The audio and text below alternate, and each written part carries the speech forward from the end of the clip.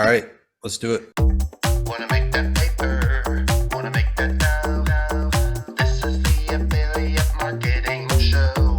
Wanna make that paper, wanna make that now. This is the What's up, everybody? It's Josh from OfferVault coming to you with another episode of the Affiliate Marketing Show. You know, we only have the most special guests on the show, as well as the best co-hosts. We have Adam Young from Ringba, the CEO of Ringba. We have Harrison Gevirtz, and we also have Jason Akatiff from A4D. Jason, I said that correctly, right? Akatiff?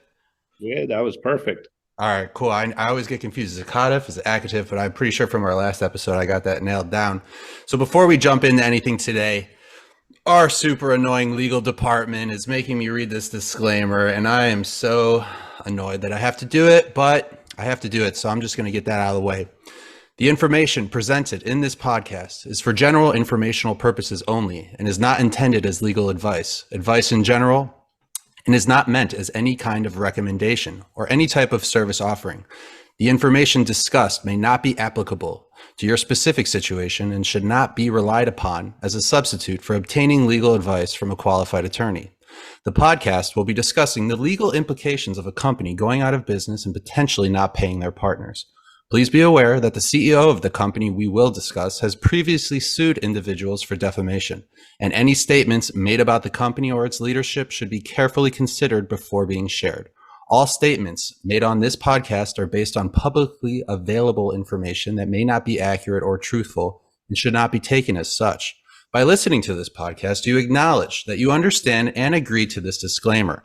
If you have any legal concerns, it is strongly recommended that you seek the advice of a qualified attorney. In short, we're hooligans and you shouldn't listen to anything that we say. With that being said, Jason, I know you were just in Europe. Can you tell us about where you went, where some of your, where'd you go? What were some of the highlights? Tell us about Could you get a longer legal disclaimer? Listen, I just read what I'm given to protect those involved. Yeah, I was over in Europe. Was in London for the holidays. If anybody's never been to London during the holidays, it's probably one of the most magical places on earth. They just deck everything out with Christmas stuff everywhere. The whole city, the streets, every restaurant you go into, every hotel's really, really amazing. So visited some friends there, and then popped over to Stockholm. I have some friends over there. They do a Christmas, it's called Christmas Table, which is like a Christmas dinner amongst friends that I go to or have been going to annually. And then some of you know we build super yachts over in Croatia, luxury sailing yachts. We have the second one in production. We just signed the contract to buy the steel, because we buy the steel out of Ukraine, I believe, or Russia, one of those. But it's quite the difference. It's not my department. It's hard to keep track of these things. I think it's Ukraine, actually, but they just about have it all fabricated up. So super cool. It's this one's 160 feet long.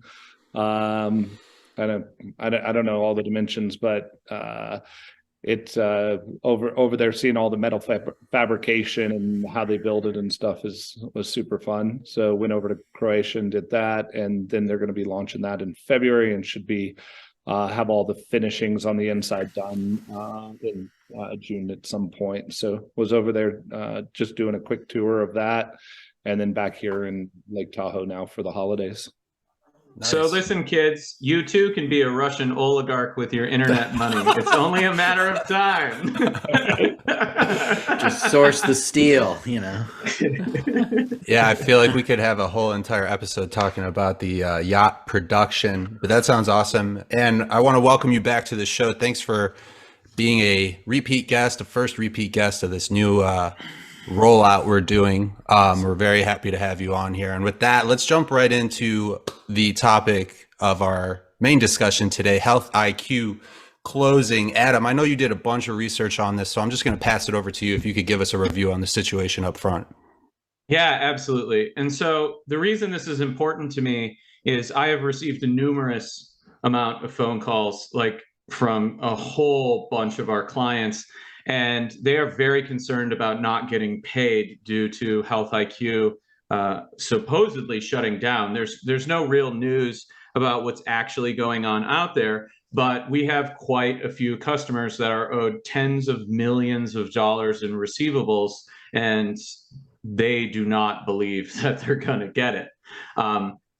And so I dove into this, and I wanted to do a little bit of research about Health IQ and what some of their employees were saying. And then once I dove in, I fell real far down the rabbit hole. And so Health IQ was founded in 2014 by a group of startup guys, and their resumes are absolutely spectacular. You couldn't invent a better group of Silicon Valley startup veterans to start a company. Over time, they raised $136.5 million. Some of their investors include Andreessen Horowitz, Foundation Capital, CRV, and a bunch of other tier one firms. It's essentially like the dream team of investors. And they started the business, from what I can tell, on their original website, making an app where you just tracked how healthy you were. And I think their goal was to really target an audience of people who were active and already healthy. And the goal with that, obviously, being if you can find healthy people, you can market specific products and services to them. So I think the initial iteration of this was to get a bunch of users on their app and start to segment the users by data, and then figure out a product market fit for what they can sell to those users. Now, over time, they did add products and services in. They started with life insurance, and then they expanded from life to auto and Medicare, and I believe disability, based on some of the websites that I reviewed. And then around April of 2022, they cut everything to solely focus on Medicare, and they changed their motto to Precision Medicare. And their goal, based on their website, is, I'll just read it. And so the CEO says, "I began to wonder why all patients don't receive this level of precision medicine. Why doesn't everyone get a standard of care personalized to them? Our one-size-fits-all approach to medicine just isn't right." And what Health IQ will do is, if it's a success, is actually improving the lives and making people healthier. And so it's a great motto, it's a great mission, make people healthier. I think that it fits the perfect narrative of what you would need to do to raise $136.5 million from tier one VC firms. However, that is not what really played out. So I reviewed a ton of Glassdoor reviews, a whole bunch of Indeed reviews, Trustpilot reviews, Better Business Bureau reviews. I looked at whatever information was available on the internet. And what happened this year, as far as I can tell, is they had a massive turnover of operations folks and VP level leadership, because for whatever reason, those people couldn't get integrated into their process. And they massively scaled the number of agents that were actually taking Medicare calls. It also seems like they had a ton of technical issues. They brought on a new CTO earlier this year, likely to try and resolve a bunch of those issues, but it doesn't seem to have made an impact at all. And so, according to our clients who I spoke with, the account managers at Health IQ were just hammering them right up until the end of AEP to send more volume, literally up until the last minute, to send as much volume as they could.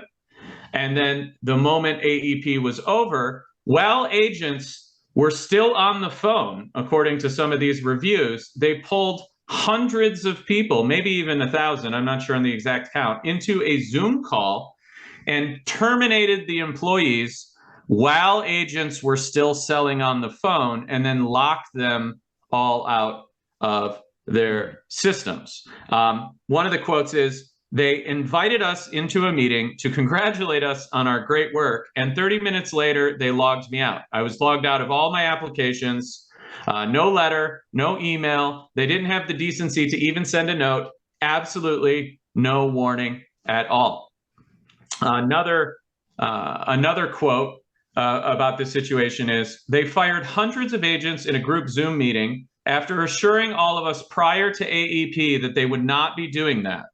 I'm seriously considering changing careers entirely. Working here has kind of ruined Medicare sales for me. Run. And so these aren't egregious reviews. These are just the ones telling us what happened. And so from what I can gather, last year, they did a decent amount of outbound. There are a few bad reviews related to outbound and TCPA related things. They had a few TCPA related lawsuits. And then this year, if you dig into the Trustpilot reviews, what you start to see is an escalating amount of consumer complaints about outbound dialing, calling their phone 10, 20 times, not being removed from lists. It just seemed like they were going extremely hard on the outbound based on the reviews. And the cadence of those reviews continued to go up as they got towards the end of AEP. So it seems, based on this information, that management was pushing the agents to make more outbound calls. And then some of the reviews from the employees basically spell this out in kind of a crazy way. And so here's one of those. Quote, "They lied during recruiting, promised inbound calls only, promised an average of $6,000 a month. Now all we do is outbound garbage calls. Never get enrollments. If you manage to get a sale to get into better leads, then the quality assurance team is extremely hard on you and will find problems and get you dropped back down to garbage leads. They lie to get you in, but if you quit, they hold your appointments for a year and also have you sign a 1-year non-compete agreement. They screw you over extremely hard. Hundreds of agents were hired with false promises and are absolutely miserable, earning half of what they were promised and doing hundreds of outbound calls a day." Another former employee goes on to state, quote, "This place is the absolute worst company I've ever worked for. They lie to you to get you to sign the paperwork to be hired. And then it was literally just one horrible thing after another. I'd have to publish a short novel to explain all of the horrible things this company did to its employees. Then without any warning whatsoever, they laid off hundreds of people the day after AEP ended. Then not even a full week later, they laid off everyone, citing financing fell through due to high interest rates. These folks break countless federal laws." That's from the review. That's not me. "Management is horrible and toxic. If they hadn't just shut down entirely, or so we were told, I'd literally tell you to take a job in fast food or retail and it would be less horrible. There are no words for how terrible of an experience working for this company was. I had to be put on anxiety medication, and I've never had anxiety issues." I mean, look, I don't even know what to say about this. There are so many of these reviews that, to say that if there's smoke, there's fire. I mean, that's an understatement in this situation. I mean, in October of 22, someone stated on Glassdoor that they trick you into cold calling. And then a Health IQ team member replies, "Thank you for your comments. We do not trick our sales agents into cold calling. We are an outbound call center." And then you read the rest of these reviews, and it gets absolutely crazy. And so during AEP, according to these reviews, they were forcing the sales agents to work 14-hour days, 7 days a week. I read this through numerous reviews. They were monitoring, apparently, all of the time agents were on the phone, and they only got 30 minutes for lunch.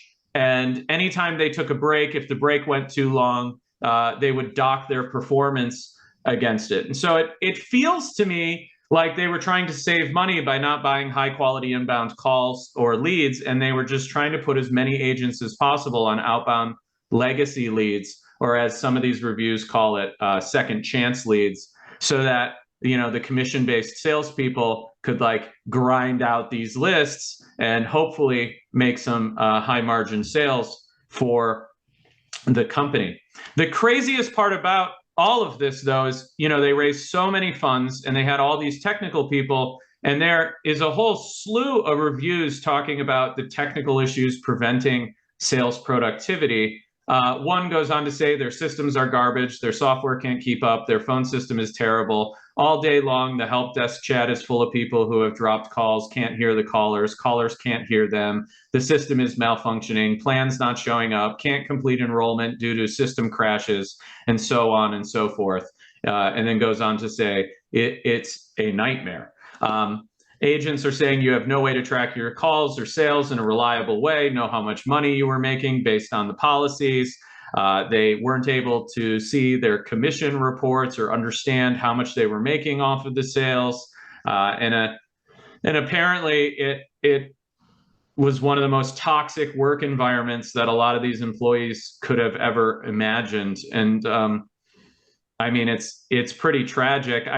I feel for these agents. What's amazing is on Trustpilot, a lot of these agents are called out by name with 5-star reviews from consumers stating that the agents really truly cared about their needs and tried their best to help them. And I think that's indicative of having solid Medicare agents, but the management processes behind them led to obviously a major failure in the business. And I'll finish with this quote from a customer or from an agent. They finalized their review with, quote, "feels like you're in jail in your own home," quote. And I think that is that's pretty telling about the practices over there. And unfortunately, the result is that a lot of their publishing partners will not get paid or may not get paid. I'm aware of legal action that's being taken, and the numbers are unfortunately astronomical. And so this is kind of the dark side of Medicare. And if you get a huge cap with a single company and you're not diversified, you can kind of end up in this situation like a lot of the customers of Ringba's that I spoke to this week. And so it's just a really unfortunate, tragic situation. And so, Jason, I know you've had to deal with creditors in the past and in similar situations to this. Can you give me your thoughts and maybe add some color on, how these situations play out? Yeah. The one word that comes to mind in most of this is greed. And I think the partners are at fault sometimes as much as the people that are not paying their bills, right? I've been in this business a long time. I've seen a lot of people not get paid. I've probably not been paid to the tune of $5 million over the last, 15 or 20 years that I've been in the business. One of the first real wins I had was a company called savings.com on Commission Junction. I'd worked really hard for about a year. And then in month 13, I had figured out some blogging strategies in order to do really well in mortgage. And I think I did maybe 125,000 in revenue in month 13. Keep in mind every month before that was like 2,000. And they waited till the very last day and told me that I wasn't going to get paid. So that was my indoctrination into the affiliate world. And there's a lot of bad actors out there. A lot of times affiliates think that, I'm going to go direct to the advertiser and not work with the network, and I'm going to make more money. And, I just always advise everybody, work some with the networks because you'll always get paid, work some directs, don't get too greedy. There's always opportunities, even on the merchant side, where it's like, we want more of that traffic. I'm like, are you sure you want more of that traffic? Like, maybe we should wait a little while and understand the quality that's going to come in on this stuff. But, a lot of people, they see the dollar signs, they push the greed, and they wind up in situations like this. Anybody that's been in Medicare, and I'm not a huge Medicare company, we've done some of it, but it wasn't like the biggest thing we've done.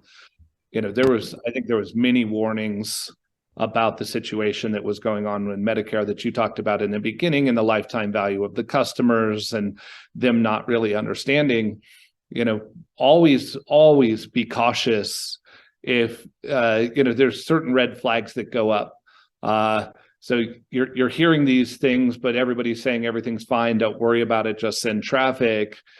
And then if that you're hearing some of those rumors, and in addition, you've got a sales rep telling you to push as much volume as possible as fast as you can, that should be an even bigger red flag for you, in my opinion, at the end of the day. And, what we've seen in certain industries before, probably what will happen here as well, is even the networks won't get paid. If they're like a heavy Medicare network and all of a sudden they don't get paid $15 million, they're probably going to go bankrupt themselves, and even some of the networks aren't going to be paid. So if you're working with a network, just make sure that network is diversified across verticals, and they've got plenty of money in the bank as a partnership as well. When I started in affiliate marketing, the biggest networks were Hydra Media, Copiac, CX Digital, and Azoogle, right? Like these were the 10,000-pound gorillas in the room. None of them exist anymore. I think I lost money on all of those. Yeah, right. All of them extended credit where they, I remember there was a time I was talking to the owner of Copiac, and there was a merchant that hadn't paid some other companies, and we were at LeadsCon in Vegas, and I'm like, hey, I see you guys running these guys really, really hard. They haven't paid all these other networks. Are you concerned about that? They're like, oh, don't worry about it. I've got a good relationship with whoever. And ultimately they wound up going bankrupt and out of business. So, just be cautious on what you're doing. Don't put too many eggs in one basket. Try and diversify your partnerships. Try and diversify some direct, if you're an affiliate, some direct merchants, some affiliate network. Affiliate network typically is going to be a buffer for you. So even if the direct merchant doesn't pay, you're not going to, lose everything. So we're constantly looking at that. Another thing that we do as a company is, as we grow credit terms with a partner, we look at how much money we've made with that partner, and we get more comfortable giving them more credit after we already have profitability in the bank with that partner. That's just something we've done as a company. So, maybe we give them 30,000 in credit to start, then maybe we make 50,000 with them. We move that line up to 100,000, right? So now we're at the end of the day, we're never going to lose that much money, with that partnership, and that grows as time goes on. So that's my 2 cents there. So I want to jump in here. What do you guys think the publishers should be doing to try and recoup their losses in this situation? Because I know they're fucked, right? So yeah, Jason, what do you think, man? Nothing. There's absolutely nothing they can do. They could sue, they could win, they'll wind up in a pool of people to be paid, they'll get pennies on the dollar, they'll waste more time in lawsuits trying to collect the money from the ghost company that it winds up to be. Like, I would just focus on where do you go from here, and then how do you get back in the game. I was going to say it's going to be hard for publishers or anyone that's owed money for this company. I mean, they raised like $136 million. So the VCs are going to be considered secured creditors. I would assume everyone that's a marketing, receivable on that balance sheet is unsecured. So they're at the bottom of the line, the back of the line. It depends as well. Like in a credit stack, it depends on if they're equity partners or debt partners, right? So you've got equity partners are actually who get paid last of everybody. So then you've got your secured debt partners that have SEC, whatever it is, the bank filings. Like a UCC or whatever, yeah. That's the word I'm looking for, UCC filings. So those are the most secure and going to get paid out first before everybody else. So my guess is if there's any cash left in this business at the end of the day, they probably have some bank lines of credit. They're like, hey, we raised 130 through all these venture capital. Well, guess what? Silicon Valley Bank will come in. They'll give them UCC filed lines of credit. Maybe they have $10, $20 million lines of credit with Silicon Valley Bank or one of those partners, which oftentimes do not go when they say we've raised 130 million. That's separate, right? That's conventional debt through a conventional bank that most people don't call that as money raised. Sure. So those people are going to get paid first, then unsecured creditors after that, then anybody that has equity or stock in the company would potentially get what was left there. There will be nothing here. There will be nothing here. And, you know, the UCC people will probably get some pennies on the dollar for what's actually there. It's you know, lick your wounds, but don't waste another minute's thought on, I'm going to collect this money, figure out what do you do from here and what do you do going forward to, you know, as your next steps is all you can do. Yeah, Adam. In this situation, yeah, Jason, in this situation, I think it's interesting because the Medicare policies still have an LTV. They were still written and they still have a value.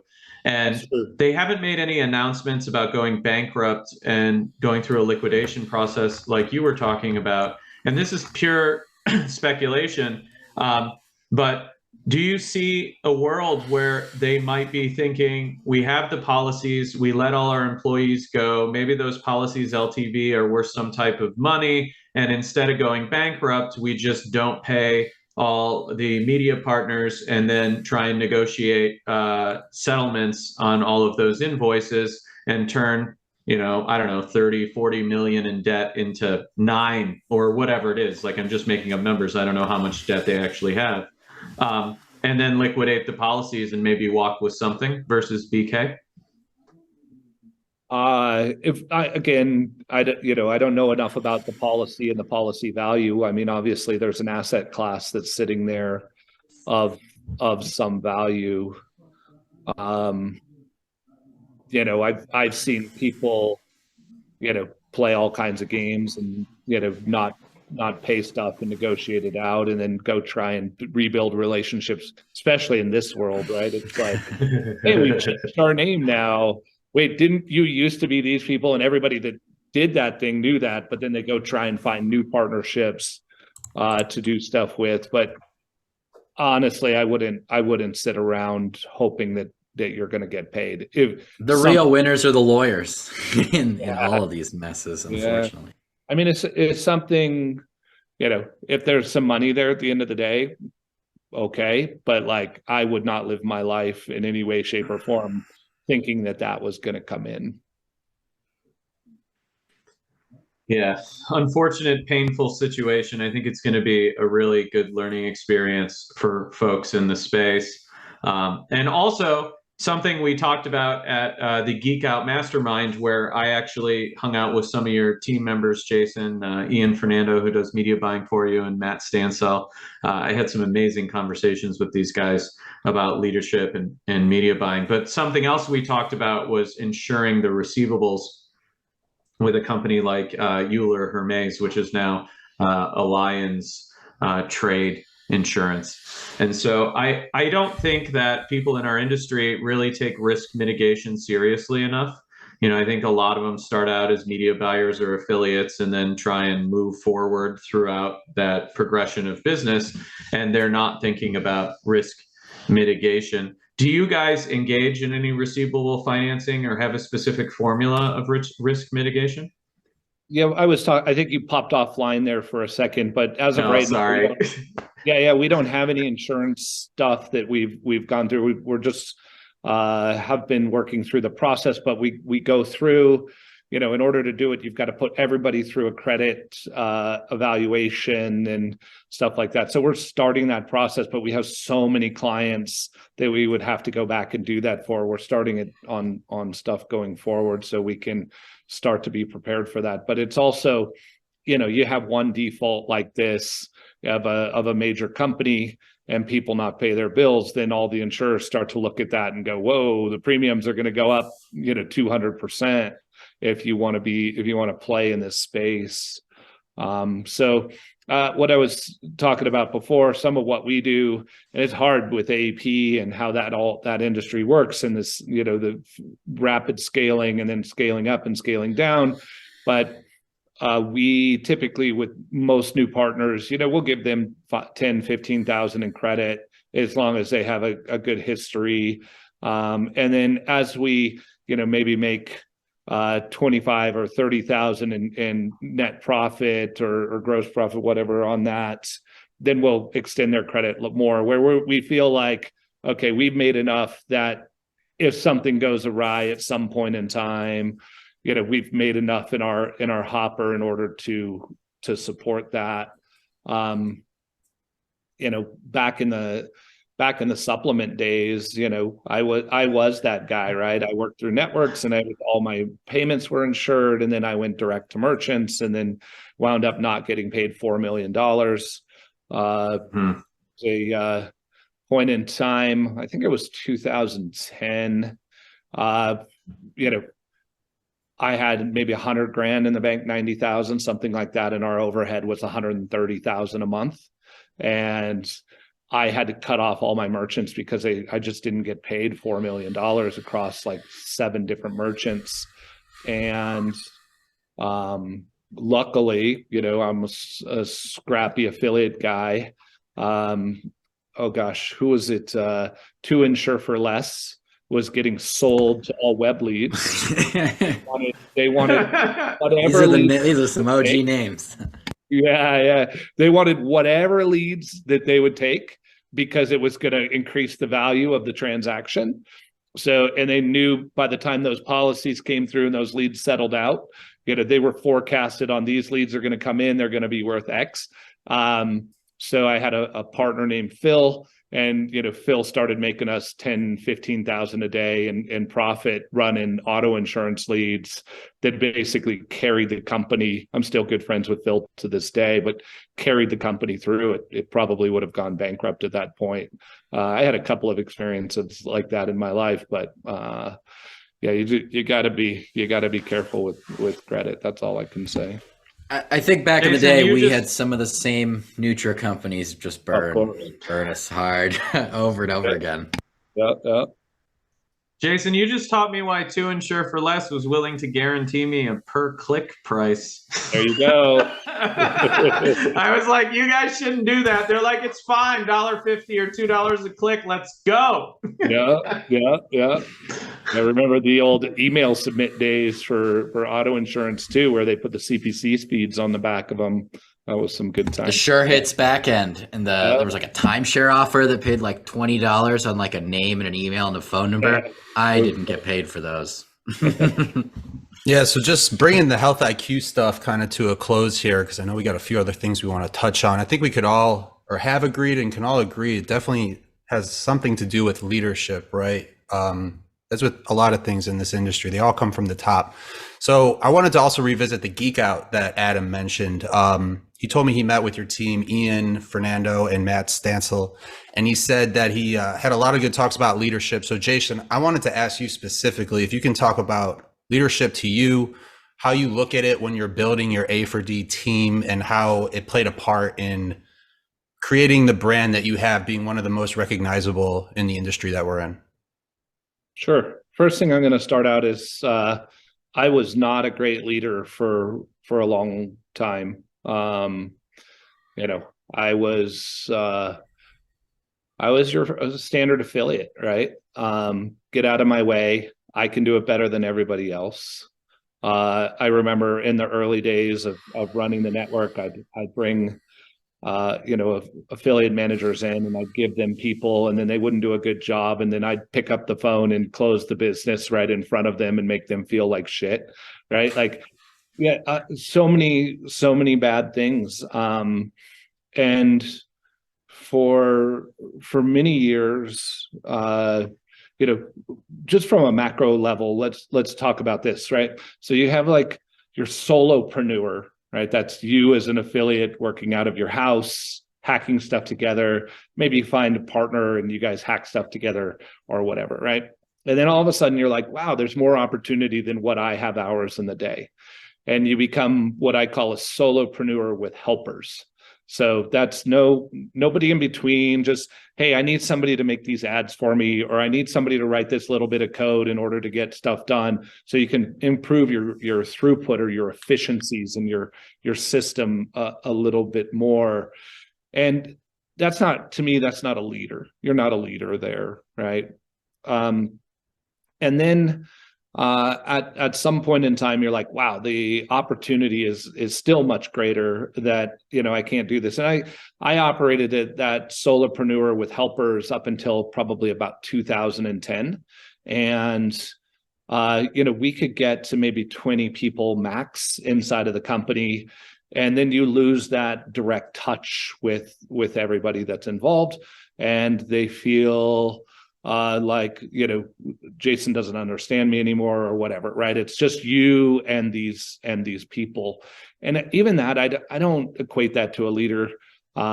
I had a good conversation with Bowski, if you guys know him. I'm sure some people on this podcast do. And, he's kind of at that stage, and some other people are at that stage. And it's like, if you want to really grow to that next level company, you have to understand, how do you hire and manage and work with leadership inside of your organization. This is people that understand how to hire and manage and train teams, not just, I'm going to tell them what to do and then they're going to go figure out how to do it. And, I think one of the key things with leadership is it takes a long time to learn. And, us as younger affiliates, and I'm sure your people that are in their 20s,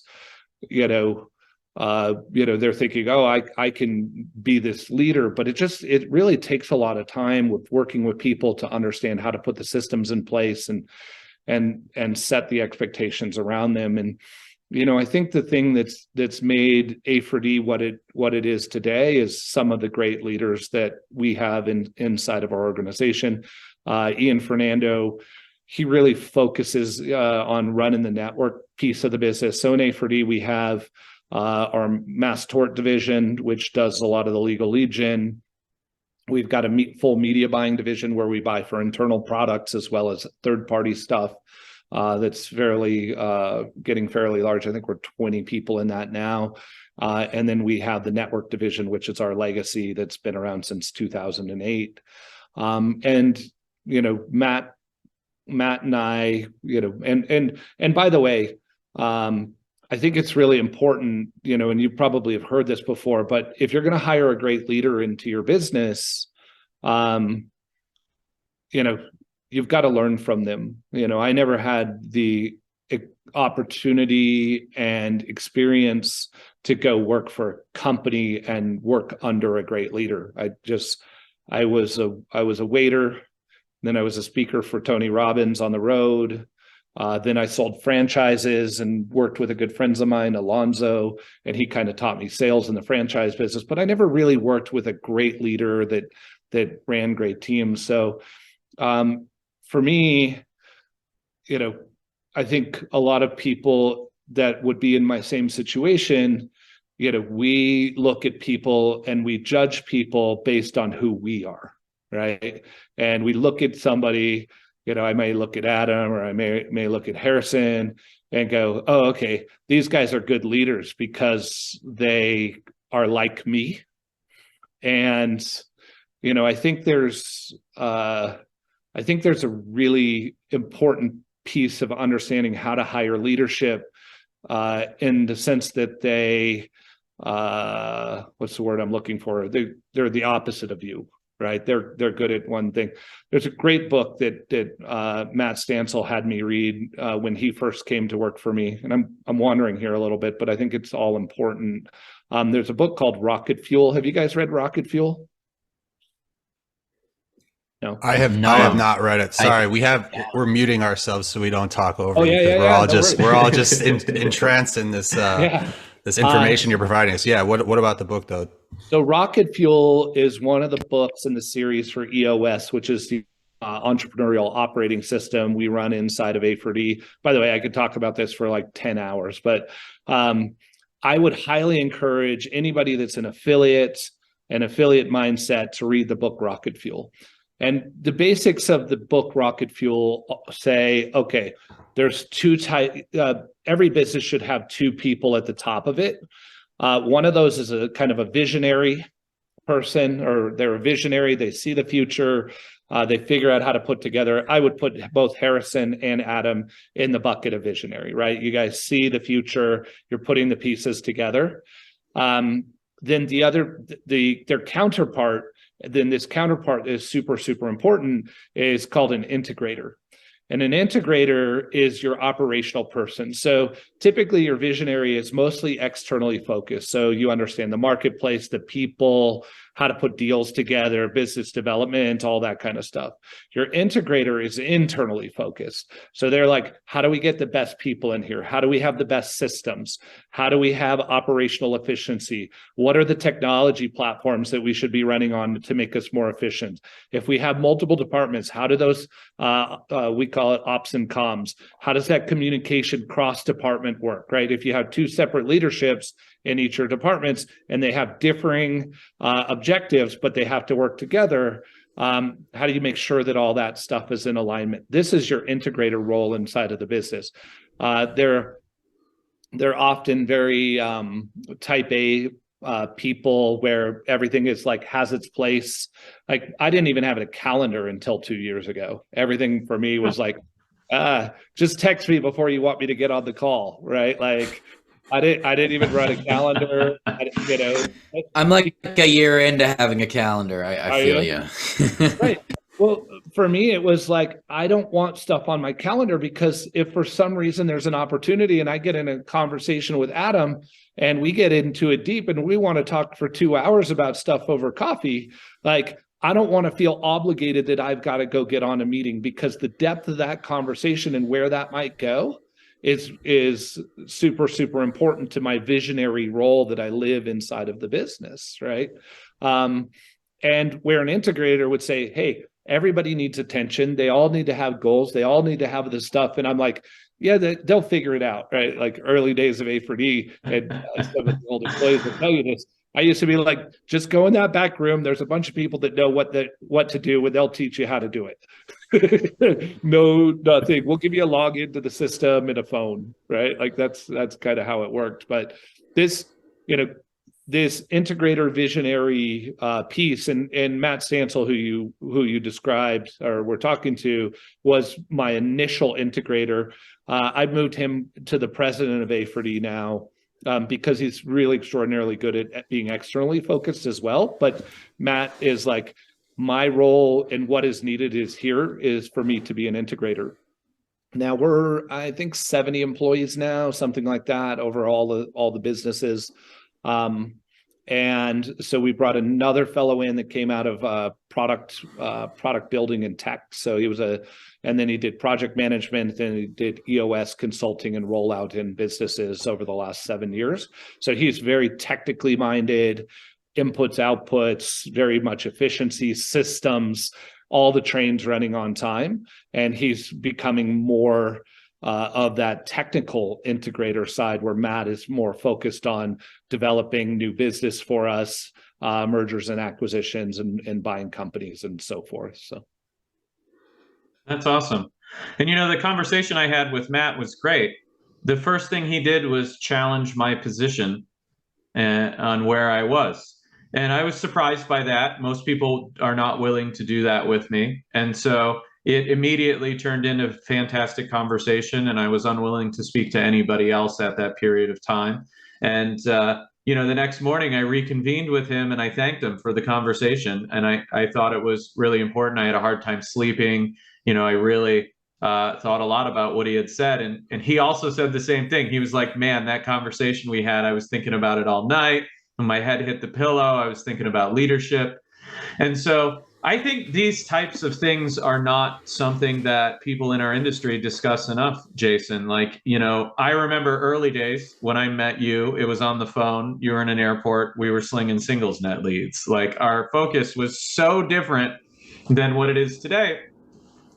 And we have to literally change entirely into a new human being to inspire others and train others. And so I just wanted to thank you for the opportunity and sending Matt to that, because him challenging me was a unique experience for me, and I liked it a lot. And I think you just brought it back full circle. We have at Ringba, we have 46 employees, and we do not have a head of operations or an integrator. I think we do on our technical side, right? Like our CTO is an excellent leader and he builds great technical teams and whatever. But, just listening to you talk, I had some revelations of my own where I literally like visualized my time being pulled in directions away from vision and the marketing and what I'm truly good at.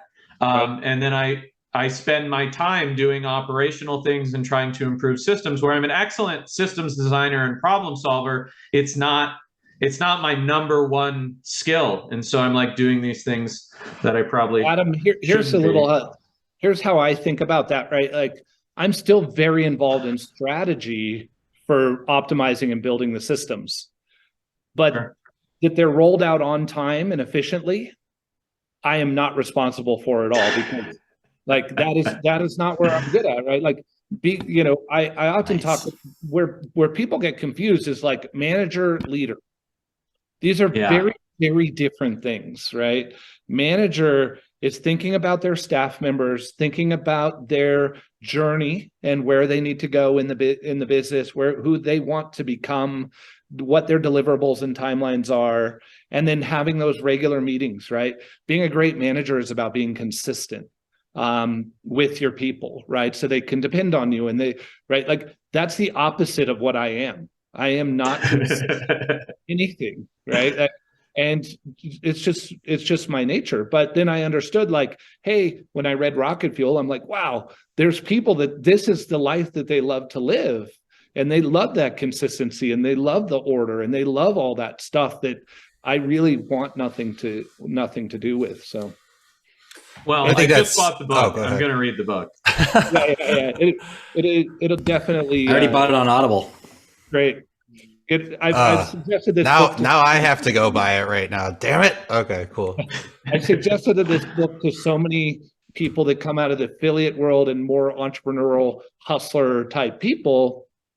And almost every single time they're like, holy shit, I understand myself in my role now. Like I always thought I needed to become good at this stuff. So I've been reading these books and trying to be this thing that I'm just not, right? There's another thing that you brought up there. When I think about the journey from entrepreneur to executive leader, everything that makes you a great entrepreneur, hustle, grind, figure it out, push everything, all that stuff that makes you a great entrepreneur actually makes you a very bad executive, because executives are looking into the future, trying to figure out, okay, what is the next step? What are the timelines? What is the plans? Who are the people we need? What are the budgets that need to be put in place? Everything that's not hustle and grind is what takes you now to go plan for this stuff is there. But in most businesses, once you're at 70 employees, if you're putting high pressure for everybody to be really entrepreneurial and have that hustle and grind mentality, you're just not going to retain staff, right? Once you get to a size business, it's about work-life balance. It's about consistency. It's about how do we get predictable results into the future, and then what is the next step and the step after that versus I'm going to go figure it out and going to go work for 17 hours a day and take Adderall and Red Bull and do whatever it takes in order to make it happen. None of us have done that, Jason. I don't know what you're talking about. What's Adderall? None of us have done that. I have no idea what you're talking about right now. I guess all that to say, like, if you want to become a leader, you could still have your entrepreneurial hustle and grind roots and whatnot, but you really need to grow as a person and understand, like, how do I build something into the future versus I'll figure it out tomorrow. So I think that's a really important message for affiliates. I think affiliates are some of the most brilliant, talented, creative people that I've ever met. And I think that's why I've never left the industry. Like, I just really love our people. And now that I'm older and a leader and run teams, I see them and I'm like, oh man, I wish these people would just read a few leadership books, because there's so much potential for them to build great, meaningful companies that can change the world. And I was literally on a call with some clients right before this podcast, telling them the exact same things, right? Like we need to build systems and processes and think about building businesses and not being affiliates. And that's really the next step. And so Hey, Adam, it's really cool to see your progression. another book I like to recommend. It really changed my perspective on how some of this stuff works. There's a book called The Goal, and it's by this guy named Elijah Goldratt. And The Goal is about this guy who takes over this failing factory, and the factory, he's basically going there to shut it down. And it's a great story. It's a really fun story to read. And he goes in, and Goldratt is a I don't know, he's whatever, a consultant. And the guy's like, I think I can turn this around. And he kind of goes over the story, but it's really about efficiency and law of constraints and pipelines, and just at a very basic level, right? And it's like, so me now, I think about my businesses as factories. The difference is our people are the machines, right?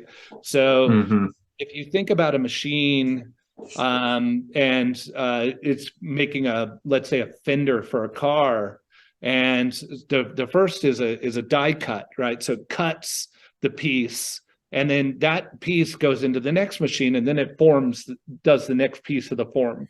Well, the thing is, if you don't have the right die cut to put into the machine, this next machine is not going to work. And most conflict I find in business is cross department, right? Creative is getting something, creative makes something, gives it to coding, and it's not codable. So that they get frustrated over here and back and forth. So, when I read that book, it really changed my perspective on what is all the, the production lines of our business? What are the inputs and outputs? And then how do we make sure that all those things are defined well? And obviously you're constantly improving because the business is changing. But The Goal is another great book. If you've never read that one, it's a great one to read. So touching on leadership, I think you guys both kind of mentioned this a little bit. I actually want to give this one to Harrison. Harrison, when you guys are hiring, I know you're involved with a lot of projects. What are like some of the main characteristics in the people that you're hiring to work with you, to work under you? What do you think people are focusing too much on when they're trying to get the job and not focusing on enough? I like to try to hang out with that person in a non-interview environment to see the actual human, because when you get in that interview kind of environment, it's like people become robots and they just try to show you what they think you want to see. But I think seeing that human element really tells a lot about the potential employee that they're going to be. I think I also like to ask them about how they would lead a team, even if they're not being hired in a leadership role.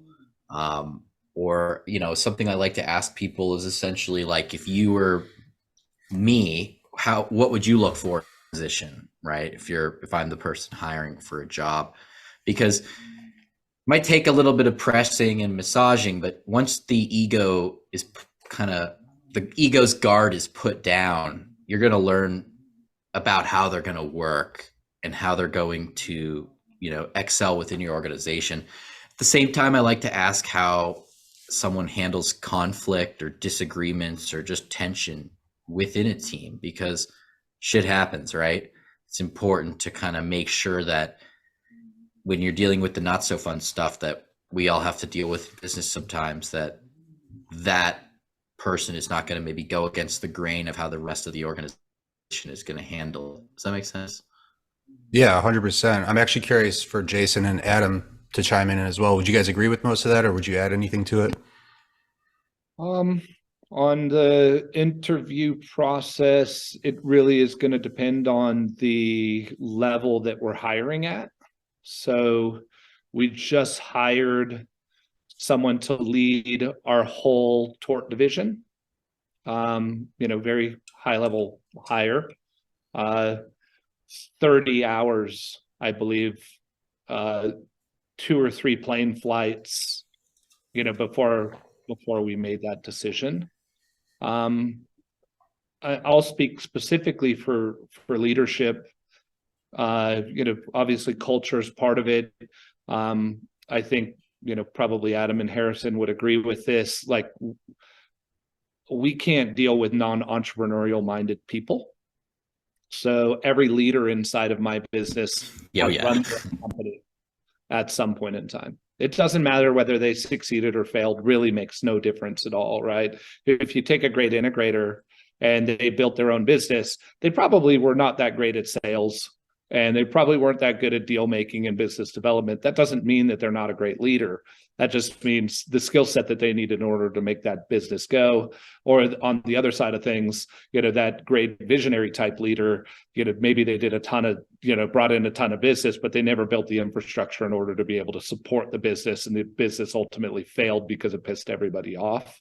So number one, understanding that cultural piece. And like I said, for us, it's really important.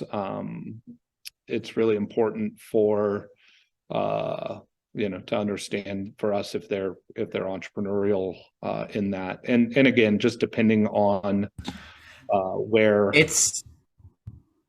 Oh, go ahead. Oop. I was gonna say it's generally, people aren't comfortable when they talk about their failures, but I almost see it as a plus if someone has some failure within, under that belt. I've failed in business before, and I honestly use those lessons as lessons to do better, not to fail. Another big thing for us now, and when I look at a leader, when I'm hiring a high level leader, after reading Rocket Fuel and really making it part of who I am, is this person an integrator or are they a visionary? And is this role an integrator role or is it a visionary role? So, we have Ian is an amazing visionary. He's not really an integrator, right, on the network side. So, some of our next thoughts on who do we pair him with is who is that great integrator? Because we're going to get, how do you do, not 1 + 1 = 2, but 1 + 1 = 3. And if you compare those two people together in the leadership of each division, that's really, important to look at as well. From a hiring process standpoint, I'm going to give you guys another book.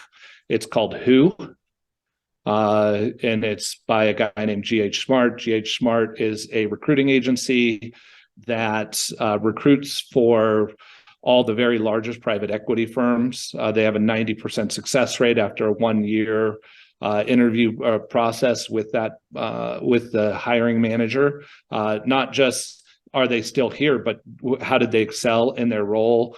It is the Who book is a very tactical book on process to take people through and how they actually succeed in order to get that outcome, defining a scorecard for each role, defining KPIs for each role, interview processes, and so forth. So, Adam?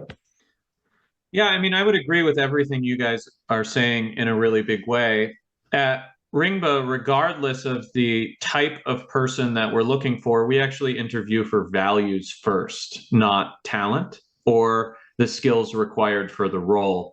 And I think that has been incredibly valuable for us in scaling an organization that works well Can across you speak a little more departments. to that, Adam? Can you speak a little more to that value? When you say values? Yeah, absolutely. The values of our organization, we're a client-first organization. We will do anything we possibly can for our customers to be successful. It's our mission. It's who we are. We're devoted to our customers. And so the first thing that we look for, regardless of role, is this person going to be willing to be devoted to our customers? I don't care if it's our CTO or a senior engineer or a UI designer or a salesperson or whatever. Like, if they need to go help a customer or learn from a customer or make something for a customer, they really need to love doing that. And some people in engineering, for instance, they're like, I never want to talk to a customer. I don't want to do that. And so we won't hire anybody that doesn't meet our value structures around that, or integrity, or how they handle mistakes. And these are the things we interview for, because our organization is super unique in that, if someone makes a mistake, the first thing they'll do is they'll tell everybody. And there's no penalty for a mistake at Ringba. There's a penalty for hiding a mistake, not asking for help, not doing right by the customers, like that shit'll get you fired immediately, no questions asked. Do you guys have core values, like published core values inside of your business? We have core values that we share and our recruiter uses, but one of the things we actually need to do is publish those core values on our website. You know, one of the things that some of our leadership coaches and advisors have told me, and Matt and I even discussed, was the fact that we have these amazing values and mission and we live by them, but we don't profess them out to the public. And it's something that we're working to get better at. We're making some changes now to do that. But yeah, I think those values really define our success. Matt brought core values to us. We work extremely actively to integrate core values into everything. So if somebody's going to get a promotion inside of the business or they're going to get a review, we talk about how did they illustrate core values. Sometimes, we talk about culture fit. So part of that for us is through the interview process, we have a bunch of open-ended questions that revolve around our core values to understand does this person, we don't want to teach people these core values. We want people to come into the organization that it's already just ingrained in who they are. We have a hustler of the month that gets every month.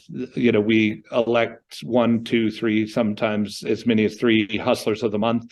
Part of that process is we do a survey that goes out to everybody, and they're allowed to vote for people, but they have to say what core values did they elicit through this last month that makes them, making you suggest it. You can't suggest them just because you like them.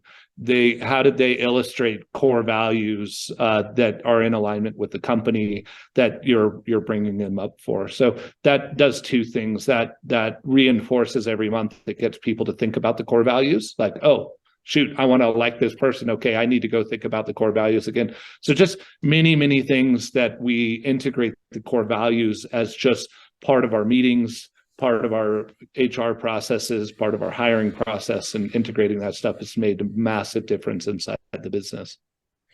Yeah, if you let one person into your organization that doesn't share your core values, or you don't focus on those core values, it can turn into a toxic cesspool real quick, just like what we discussed earlier on this call. I don't think those core values existed at that organization in a way that they had a buy-in from everyone at the organization. It happens when you scale quickly, it's hard.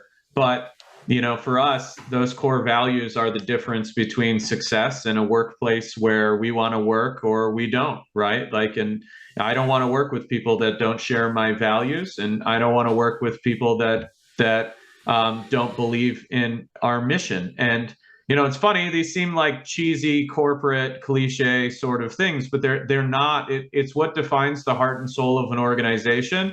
And if you don't have a healthy heart and soul at your organization, your customers are going to know immediately. You're not going to grow. You're not going to scale. You're not going to recruit the best talent you possibly can. And so, these things are the lifeblood of an organization, and they need to be taken really seriously. I appreciate the way you guys do that. That's really cool.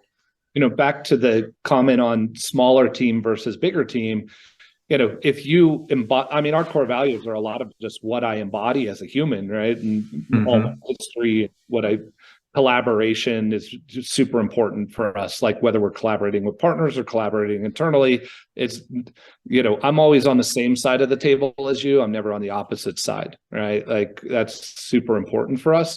But as you get more and more people inside of the organization, when you're small, it's really easy to, that's who Jason is. We get him. He just operates that way.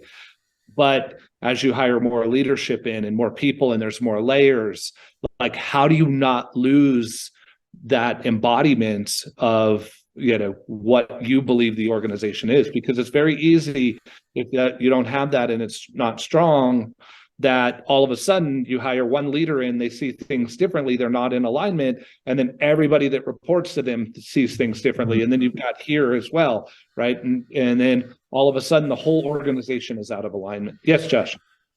Thank you, Jason. So how do you not lose? Sorry, for those listening, I raised my hand, I'm trying to be polite. It was amazing. How do you not lose those core values? Because I know you said you got 70 people under you and the team right now. So is there any specific things that you focused on to make sure those values, maintain the same importance that they had from the very beginning?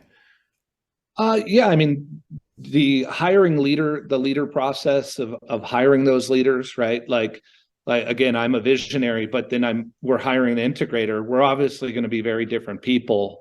But is those core values. So that entrepreneurial spirit is just part of who we are as an organization. Another thing for us, so in that same vein, some people will go and they'll be like, oh, I'm going to hire this person out of this company. They managed, they were out of Lending Tree and they managed 1,000 people. Well, guess what? If they have a 20-person team or a 10-person team and their budgets aren't the same, they're probably not going to be very good at running that organization. So another really, really key piece I find to hiring leadership is, where are you at now? And then do they know how the sausage is made to get to where you want to go, at least as the next step? Because I see people fail at hiring leaders all the time, where they're like, go hire out of some big name company. This person ran 300-person team, and then they bring them in and they give them a 10-person team and a small budget, and they ultimately fail. And they then, hopefully they reflect and iterate why that didn't work and how do you do it the next time. But that's just another little tidbit and key piece of information. But like I was saying before, just integrating those core value pieces. So we have a monthly meeting that's all hands, right? So what are we doing in HR that is about these core values? And everything from how we do charity. We have programs inside of the business that correlate to our core values. How do we do promotions? That relates to the core values. So people understand, like, I need to embody these things.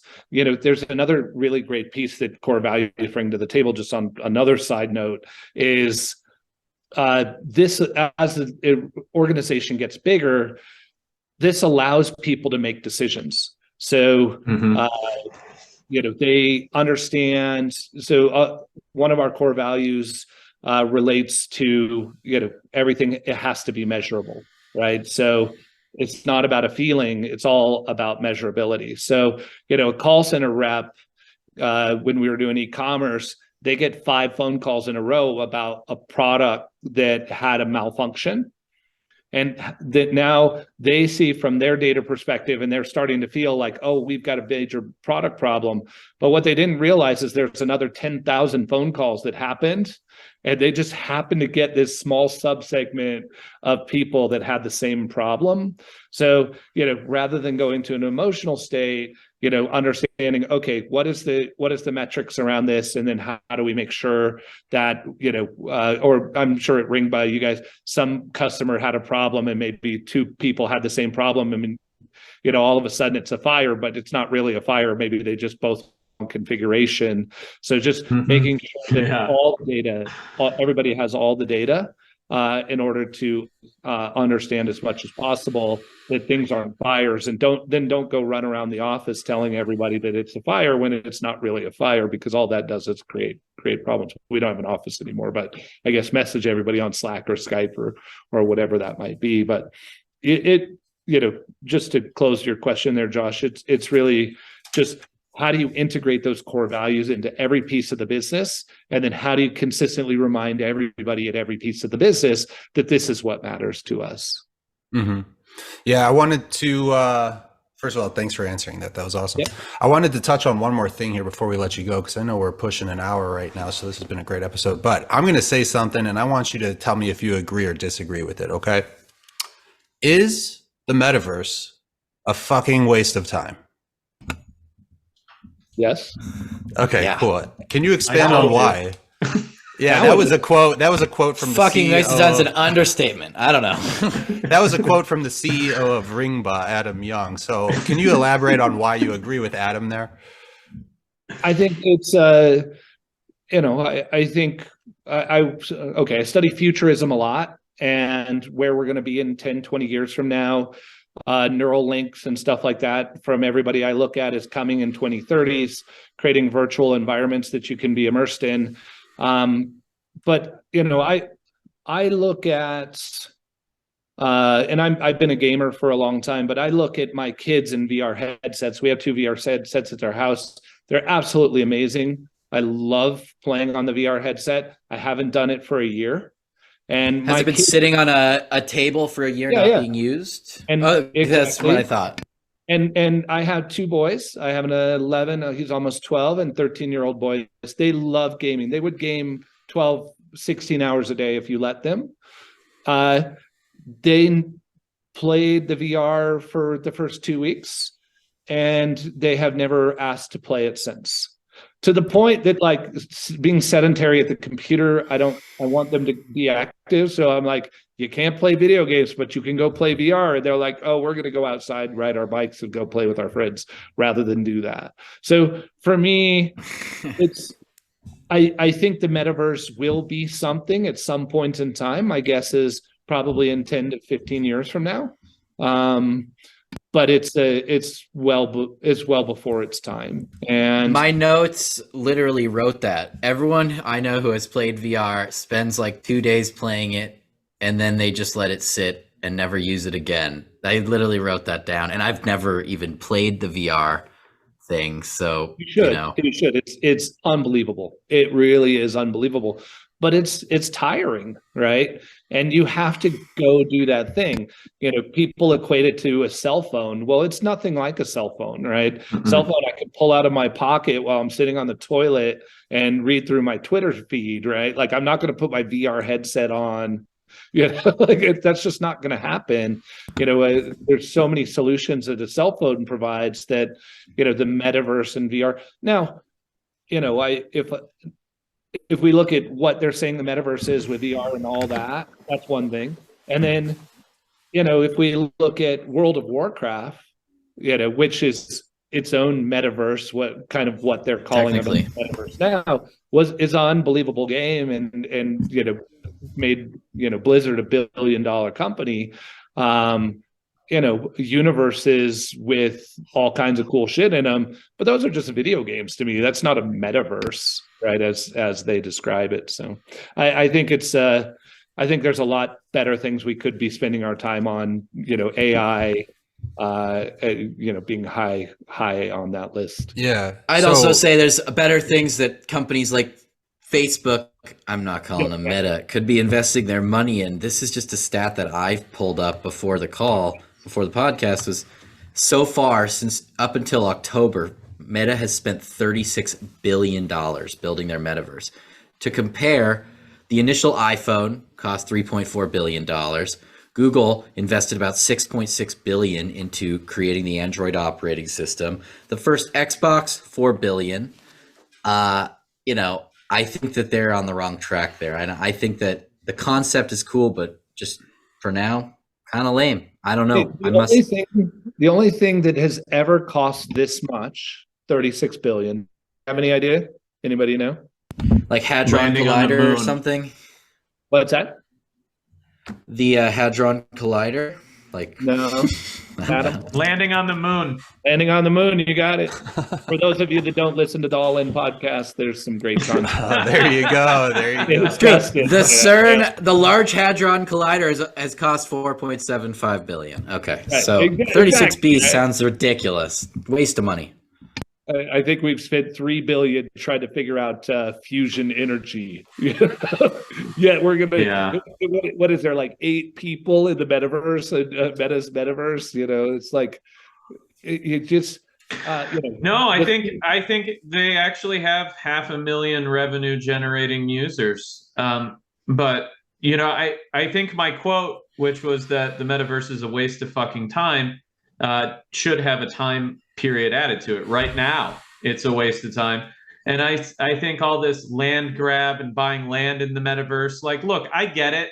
I used to sell things from EverQuest when I was a kid in my parents' basement. I ran a great business selling shit on EverQuest. I used to buy big accounts from people, break them down, sell the pieces, sell platinum. So like these things do have value, but the metaverse's ecosystem and physical space is too big. It's too many different platforms. Some of it's blockchain, some of it's not blockchain. There's too many differences in access point. There's no standardization. And so when there's unlimited space and no standardization, there's no point in investing in something like meta real estate, because you need a closed economy and a captive audience to make money, and you just simply can't do that right now. So it is a waste of time if you're trying to open a business in it.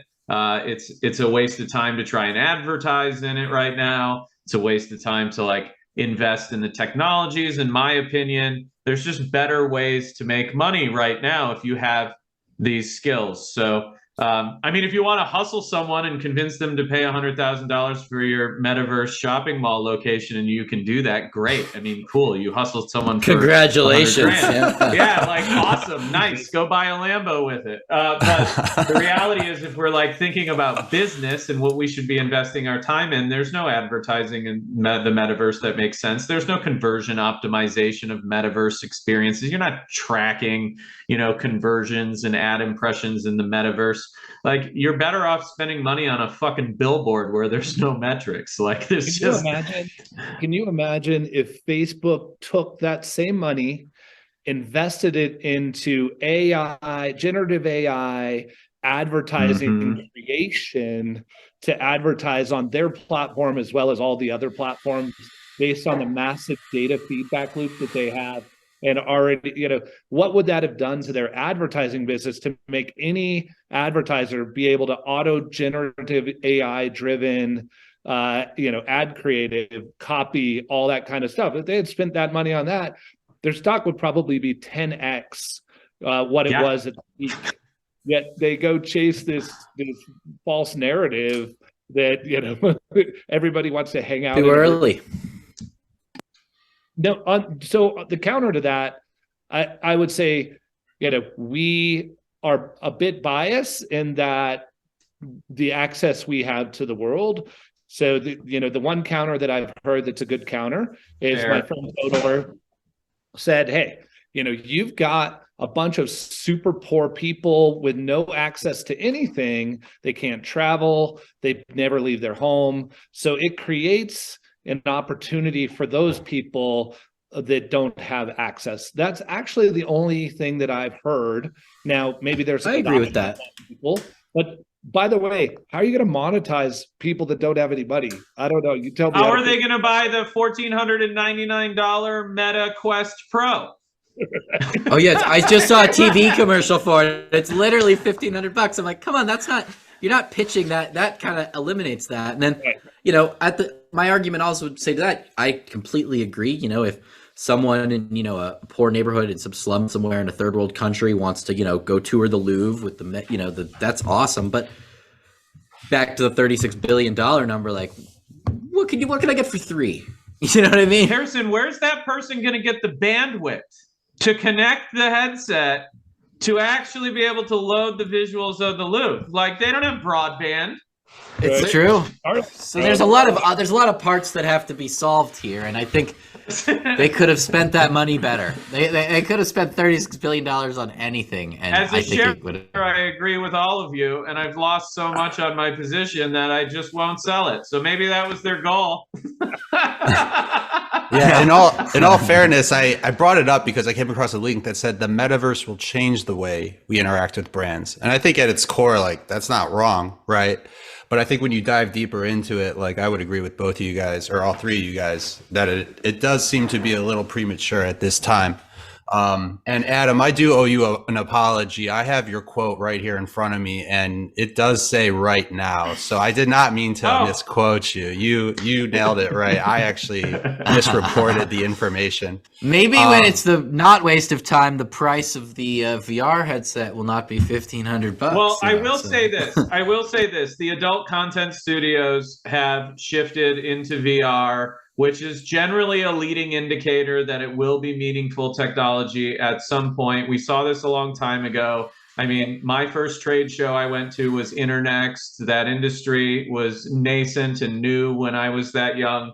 And the technology they were building is foundationally the technology that we've built our businesses on today: conversion tracking, link tracking, this type of thing. So that industry is generally ahead of the curve, even though it's kind of faux pas to talk about. And almost all those studios are now investing the majority of their new content into this type of technology and other types of hardware. And so, I think it will be cool one day, and it will be valuable to people like us, and people will build businesses on it. But it's just, it's 10 years out. And to your point, Jason, if Neuralink front runs this technology and can integrate my brain directly in the visual cortex to a metaverse, then, I think then Facebook loses the race to whoever owns the hardware.